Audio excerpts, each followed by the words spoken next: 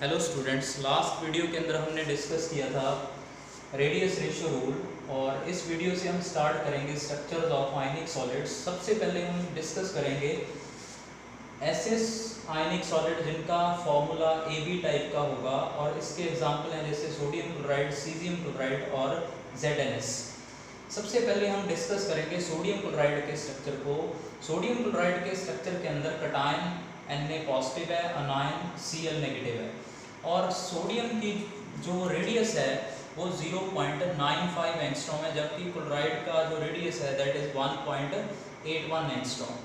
तो जब हम रेडियस रेशियो निकालेंगे तो वो आपके पास जो वैल्यू आएगी दैट इज 0.52। तो 0.52 वैल्यू अगर आपके पास आ रही है तो रेडियस रेशियो रूल के अंदर हमने देखा था कि अगर किसी भी कटायन ने ऑक्टाहेड्रल वॉइड को ऑक्यूपाइड करना है तो लिमिटिंग रेडियस रेशियो होनी चाहिए 0.414, और जो रेंज है ऑक्टाहेड्रल वॉइड के ऑक्यूपाई करने के लिए वो है 0.414 से 0.732 तक। तो इट मीन्स जो NaCl का स्ट्रक्चर होगा, अगर उसमें क्लोराइड आयंस आपके पास लैटिस जनरेट कर रहे हैं तो सोडियम आयंस जो ऑक्यूपाई करेंगे वो करेंगे ऑक्टाहेड्रल वॉइड्स को, क्योंकि मोस्टली आयनिक सॉलिड्स के केस में जो अनायन है वो लैटिस फॉर्म कर रहे होते हैं और कैटायंस वॉइड्स को ऑक्यूपाई करते हैं। तो जो 6 क्लोराइड आयंस हैं वो उनके सेंटर्स क्या बना रहे होंगे, ऑक्टाहेड्रन बना रहे होंगे, और उन 6 क्लोराइड आयन के बीच जो वॉइड होगी ऑक्टाहेड्रल वॉइड, उसको ऑक्यूपाई कर रहा होगा सोडियम आयन। और हमें पता है कि ऑक्टाहेड्रल वॉइड के अंदर जो रेडियस रेशियो रूल के अकॉर्डिंग कोऑर्डिनेशन नंबर होगा 6। अब जो सोडियम के अराउंड क्लोराइड की अरेंजमेंट है वही अरेंजमेंट क्लोराइड के अराउंड सोडियम आयंस की होगी। तो इस वे से जो सोडियम के अराउंड क्लोराइड का नंबर था 6 था, तो इसी तरह से क्लोराइड के अराउंड भी सोडियम आयंस का जो नंबर होगा वो होगा 6। इट मीन्स कोऑर्डिनेशन नंबर होगा जो वो 6:6 होगा। तो कोऑर्डिनेशन नंबर के बेस पे आपके पास फॉर्मूला बनेगा Na6Cl6, और अगर आप इसे सिंपलेस्ट फॉर्म में रिप्रेजेंट करोगे तो वो बन जाएगा आपके पास NaCl। अब नेक्स्ट पॉइंट क्या है कि जो NaCl स्ट्रक्चर है वो रॉक सॉल्ट स्ट्रक्चर के नाम से भी जाना जाता है, और इसके अंदर जो क्लोराइड आयंस हैं उनकी जो लोकेशन है वो है cubic close packed arrangement. Cubic close packed arrangement के अंदर जो क्लोराइड आयंस हैं वो लैटिस के कॉर्नर्स, ये वाले जो रेड नज़र आ रहे हैं आपको, और फेस सेंटर को ऑक्यूपाई कर रहे हैं, कॉर्नर्स और फेस सेंटर को। तो किसी भी यूनिट सेल के अंदर जो कॉर्नर प्लस फेस सेंटर होंगे वहाँ पे क्लोराइड आयंस प्रेजेंट होंगे। हमने एक यूनिट सेल भी शो किया, सिंप्लिसिटी के लिए हमने 8 यूनिट सेल्स का कॉम्बिनेशन शो किया। तो क्लोराइड आयंस की जो अरेंजमेंट है वो क्यूबिक क्लोज पैक्ड अरेंजमेंट है, और इस क्यूबिक क्लोज पैक्ड अरेंजमेंट के अंदर आपको पता है कि क्लोराइड आयंस का जो नंबर बनेगा वो बनेगा 4। कॉर्नर का कंट्रीब्यूशन 8 × 1/8, और फेस से जो कंट्रीब्यूशन आएगा वो 6 × 1/2, दैट इज 4। जैसा कि हमने लास्ट वीडियोस के अंदर देखा है कि अगर आपके अनायंस CCP अरेंजमेंट में होंगे और उनका नंबर n हो तो ऑक्टाहेड्रल वॉइड भी n होंगे, और ऑक्टाहेड्रल वॉइड्स की जो लोकेशन होती है CCP अरेंजमेंट या FCC अरेंजमेंट में वो होती है एज सेंटर और बॉडी सेंटर पे। तो इस के अंदर आपको ये वाले पॉइंट्स जो ब्लू नज़र आ रहे हैं वो है एज सेंटर, और एज होते हैं 12।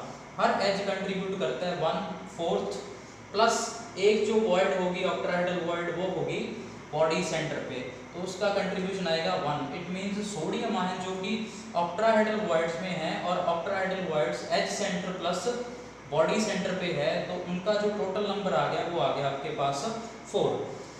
अब जो सोडियम का नंबर है वो भी 4 है, क्लोराइड का नंबर भी 4 है। तो आपके पास यूनिट सेल के अंदर 4 सोडियम आ गए और 4 ही क्लोरीन आ गए। अगर आप इसे सिंपलेस्ट फॉर्म में रिप्रेजेंट करोगे तो आपके पास जो फॉर्मूला आएगा सोडियम क्लोराइड का वो आएगा NaCl।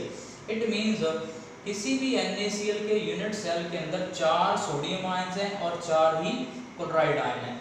तो अगर NaCl के यूनिट सेल का आपसे रैंक पूछा जाए तो रैंक होगा उसका 4, क्योंकि NaCl के 4 फॉर्मूला यूनिट्स प्रेजेंट होंगे एक NaCl के यूनिट सेल के अंदर।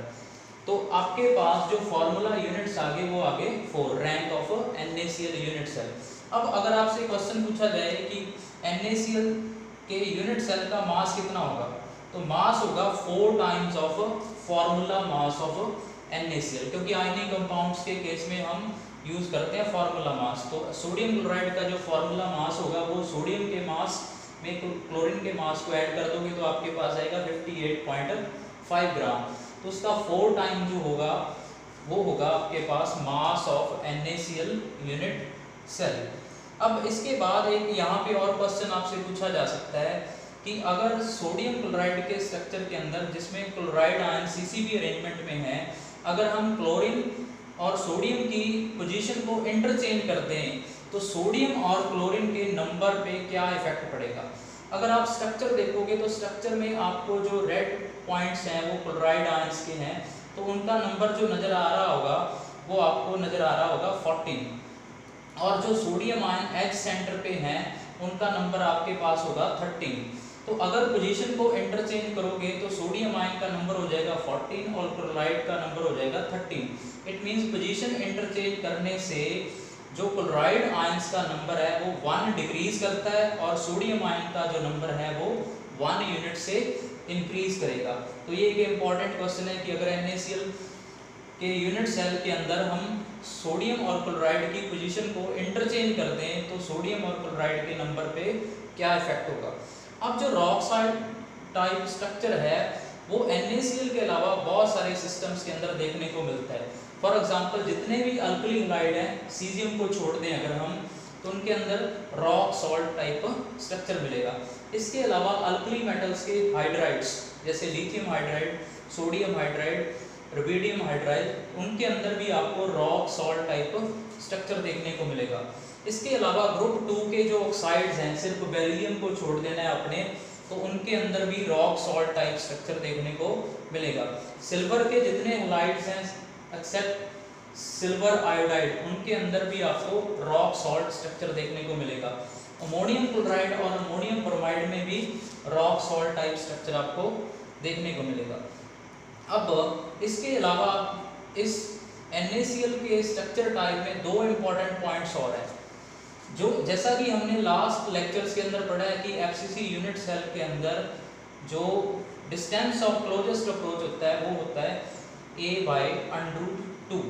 बट जब क्वेश्चन NaCl टाइप क्रिस्टल्स के बारे में आपको आएगा तब जो डिस्टेंस ऑफ नियरेस्ट नेबर्स हैं, जिसको हम डिस्टेंस ऑफ क्लोजेस्ट अप्रोच बोलते हैं, तो उसको कैलकुलेट करने का मेथड डिफरेंट है।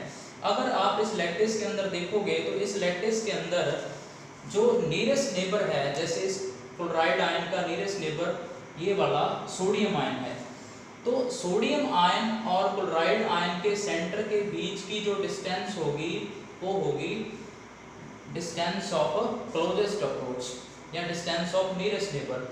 ये होगा आपके पास d, और d आयनिक सॉलिड में होता है R positive plus R negative, क्योंकि कैटायन और अनायन का साइज डिफरेंट होता है।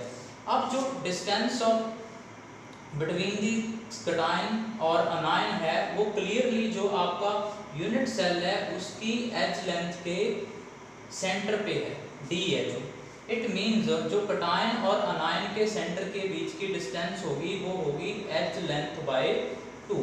तो फर्स्ट इंपॉर्टेंट रिलेशन आपने ये देखना है कि जितने भी सोडियम क्लोराइड टाइप के स्ट्रक्चर्स होंगे उसके अंदर जो कैटायन और अनायन के रेडियस की वैल्यू का सम होगा वो एच लेंथ बाय 2 होगा, क्योंकि एच लेंथ पे अगर आप देखोगे तो क्लोराइड, फिर आ गया आपके पास सोडियम आयन और उसके बाद आ गया अगेन आपके पास क्लोराइड आयन। तो radius of chloride plus 2 times of radius of sodium plus radius of chloride, तो आपके पास जो वैल्यू बन रही है वो बन रही है इक्वल टू एच लेंथ। तो अगर आप निकालोगे R positive plus R negative तो वो आएगा एच लेंथ बाय 2। दूसरा इंपॉर्टेंट क्वेश्चन आपने ये देखना है कि जो अगर आपको ये पूछा जाए कि अनायन के सेंटर से अनायन के सेंटर के बीच की डिस्टेंस कितनी होगी, तो जो अनायन है आप अगर स्ट्रक्चर में देखो तो वो आ रहे हैं फेस डायगोनल पे, और face diagonal cubic unit cell का होता है √2a।